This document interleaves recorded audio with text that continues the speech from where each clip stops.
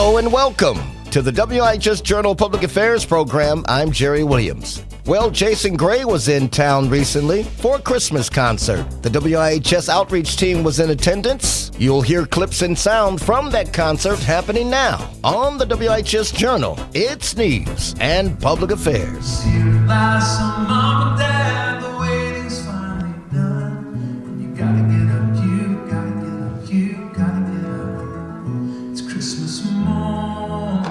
So you're here at the Jason Gray concert. Did you enjoy yourself tonight? Absolutely, yeah. Jason's a great musician, and just love that he came to our little state to really bring the word of the Lord and just and celebrate Christmas with us. I understand that you know our very own Neil Knutson. How was that? Neil and I go to church together, and Neil's a wonderful servant and works hard and at the production board at our church too. So, yeah. What's your name? My name's Chris Johnson. Nice to meet you. God bless you, and traveling mercies back home. All right, thank you so much.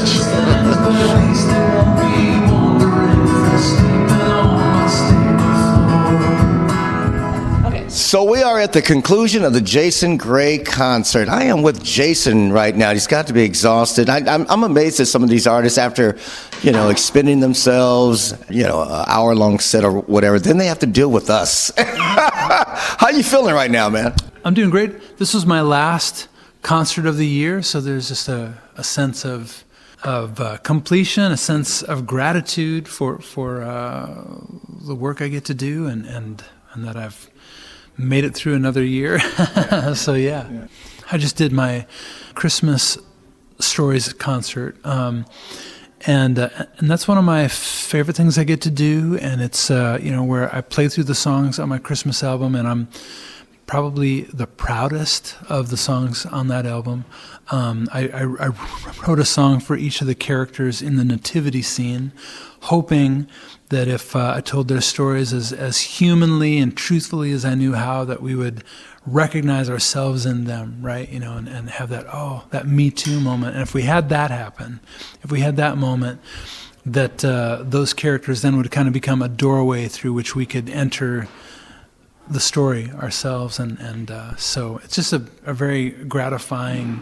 Whenever I play the songs, I feel so grateful that I get to do my part in telling the greatest story ever told, so. I understand you're from Nashville, Tennessee. I live there now, yep. I'm originally from Minnesota, so. What's the coldest you ever experienced in Minnesota? Coldest I've ever experienced? Let's see. I do remember a spell of 30 below back about 20 years ago. Yeah, it was very cold, terrible, just terribly cold. So take us back when your musical journey first began. When did you start? Single digits, teens, 20s? Well, I grew up on the road with my mom's rock and roll bar band. So I was always around music when I was growing up. And very early on, I experienced music as, there's a quote from the movie about C.S. Lewis called Shadowlands, where he says, "We read books to know we're not alone." And I think that's why we listen to music too. And so I always experienced music as this companion that made me feel less alone. And Quincy Jones, who passed away this year and produced Michael Jackson's records, just this genius of a producer. He says that he believes that music is the voice of God, and I understand what he means by that. I've experienced music as one of the ways that God speaks, and so I'm very honored to get to participate and make my contribution to that. If you're just joining us, I'm with Jason Gray. Did you grow up in a Christian home? Well, as I mentioned, I grew up on the road with my mom's bar band, so not really. Like, that wasn't a part of the conversation when I was growing up. And there was a lot of upheaval in my life when I was a kid. Ugly divorce that left me with a speech handicap that I still struggle with today. But in the midst of all that, my mom had become an alcoholic. And then she beat that. And when I was in the 4th grade, she heard that this guy was speaking at the high school auditorium about the dangers of drug and alcohol abuse. And she thought, I'm going to bring my boy to hear this guy so that he doesn't make the same mistakes that I made. And so I'm a 4th grader, and we're there hearing this guy, and he's one of those sneaky evangelists who say they're going to talk about one thing, but they actually talk about Jesus, you know. And so it was a revival meeting, actually, and he gave an altar call, and my mom answered the altar call.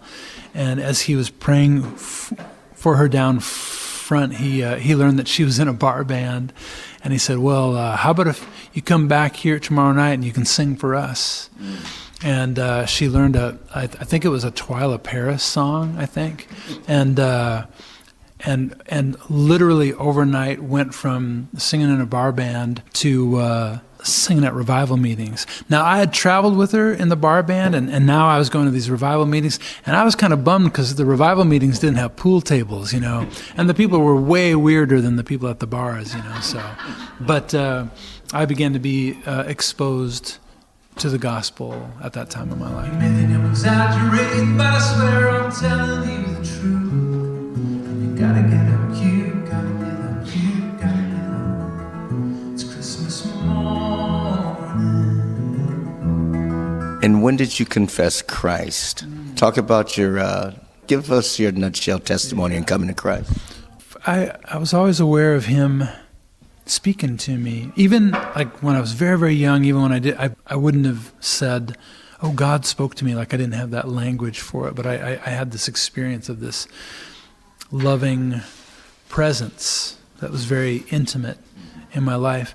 And then, you know, I became a teenager, and growing up on the road around music, I always knew I wanted to make music since I was like a 3rd grader, you know. And then when I became a teenager, I was reluctant to give my heart to God because I knew if I give my life to God, He's going to make me go to Africa to be a missionary. I won't be able to do music, and He's going to make me stop making out with my girlfriend. And so, no, thank you, right? I think those are good reasons to hold out, right? But my mom had married a very abusive man. My stepdad was a very terrifying man. Christmas Eve, when I was 15, they had a big blowout of an argument. He threw my mom down the stairs. She's pretty tough. She grabbed him on the way down and pulled him down too. And he stormed out of the house saying, "When I come back, you're both dead." And so she told me to go in my room, lock the door, and pack my things and wait for her. And so I sat there in my room, terrified, knowing that she had asked her friend to come and get us out of there. So I'm watching out my window, hoping that her headlights come down the driveway before his, you know. And in that moment, I'm like, okay, Lord, if you get us through this night alive, I'll see what I can do to follow you. And my mom's friend came down the driveway, so she got there first, and we threw our things in the car, and she drove us off to Colorado for 6 weeks. And it was in that time when the Lord held me to that. It was right before I turned 16, and those 6 weeks in Colorado, hiding out from my evil stepfather, were when the work that the Lord was doing in me was cemented, established. Well, thank you for sharing that with us. And the rest is history, as they say. Yeah. Great job tonight. Keep doing what you're doing, brother. Go get yourself some rest. Good to see you again. Am I looking pretty haggard right now? I'm looking a little haggard, aren't I? He look a little Neil Youngish right now. I know, that's true. Oh, man, look in my life. Yeah, that's what I feel for sure. Take care, brother. Thank you, man. Oh, little town of Bethlehem, how still we see on high above thy deep and dreamless sleep. The silent stars go by above thy dark street shine.